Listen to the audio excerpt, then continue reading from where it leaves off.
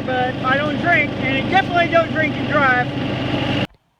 Well, it's wintertime again, even though you would never know it by today since it's about 50 degrees and tomorrow's supposed to be almost 60, but I went ahead and just this year I'm going to put plastic up on all the windows in the garage, trying to keep the heat in a little bit more. I went ahead and moved the motorcycle over too.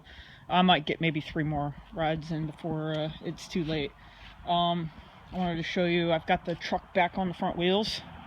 I need to change the valve stems on all of the tires, all the rims, because they're all leaking. If you just touch them, they start leaking out. So, but right now they're holding enough air that I'm gonna leave it. Let's see. Next stop is, I think I'm gonna go ahead and get a hold of one of my buddies from work, and we're gonna like shrink wrap the cab. I think, you know, it's like this blue tarp material that we put on boats to winterize them. Well, I think I'm gonna go ahead and do that for the cab, since I probably won't even touch the cab until spring, and I don't need any critters getting inside. So, I mean, right now I've got nothing in there except for the seat, but I don't need anybody getting in through the where the steering column was, maybe through these little holes here, and then making a nest and have little mice capades going on. So I'm gonna go ahead and call him up, and maybe this weekend we'll I don't know if he's got time or not, but I'll see if I can shrink wrap it up. I don't need more rock getting inside my cab either. The floors are already jacked up. They need to come out. Obviously this one's been rusted through. I don't need it to get worse. The previous owner had said he'd put POR 15 on all the floors, but you know, that stuff's not, you know, bulletproof. So it does eventually rust again if it's not done properly, and if you don't take care of the problem.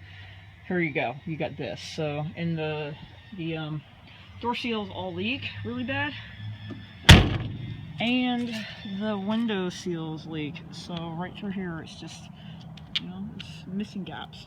So I'm gonna go ahead and do something about it. At some point I need to come out here with heat this up and pull that one out. It's spinning on the backside. I can't even get a vice grip in there to reach it, because you'd have to go through the antenna hole into here to pull this out. So I'm going to end up cutting it.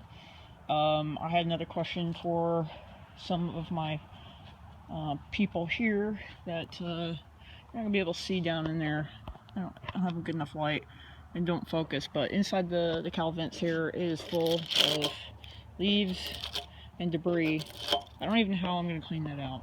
I'm assuming that down in here I can pop these out and clean them out, but I do have a feeling I'm going to be cutting some holes somewhere to clean it out and do some rust treatment at some point in the spring. Alright, this has been sitting like this for months because I lost, not necessarily interest, but lost my go for it, so I lost my gas. Anyway, I've got the cab corner, or I've got the corners here for these already ready. I just need to do it. I've got floor panel pieces that I just need to do. I have the braces are right here. They go back in here. They're there. I have the corner pieces already ready to go. I just got to put them in. I'm gonna have to cut that one out. That's good to go. Already clamped in. I just lost my gas to go.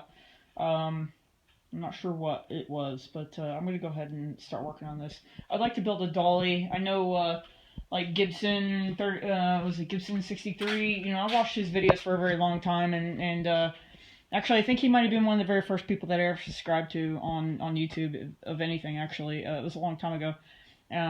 But he's been working on his bed. He built a little dolly for it.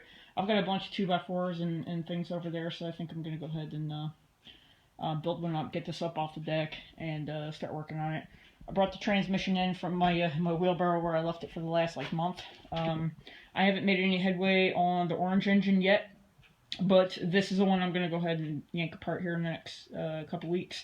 The bank has fixed my money, so I'm not poor, but now I'm like gun shy about leaving any money in that account and using my debit card, and or not having enough cash at the house. I used to keep, you know, cash at the house, and actually it's funny is because the cash that I did keep at my house for my just in case, I went and purchased this, and I went and bought a couple other things. So I never refinished or refilling my cash reserve.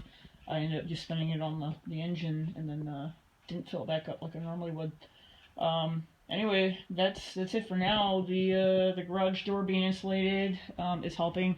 I insulated my back window here, and up in my upstairs garage, I insulated those windows too. You know, this is awesome up here. It's dark, you know. There's no lights up here, but there's a window there. I gotta cut the plastic off, and then there's a window here, and I put the plastic trim up around it to see if I can keep the wind from blowing in. I've got car parts all over the place. Like right over here is where the inner fenders are, bumpers, drive shaft. There's a couple parts over here, and then over there I've got brake parts, heater core, you know, just miscellaneous things. And then in this pile of my Coast Guard gear that I don't know what to do with. You know, I spent a year and a half in the desert, and I just can't bring myself to throw that stuff away. So anyway, the garage is probably the best part of my house, as I'm sure you guys would all stay in your garage too.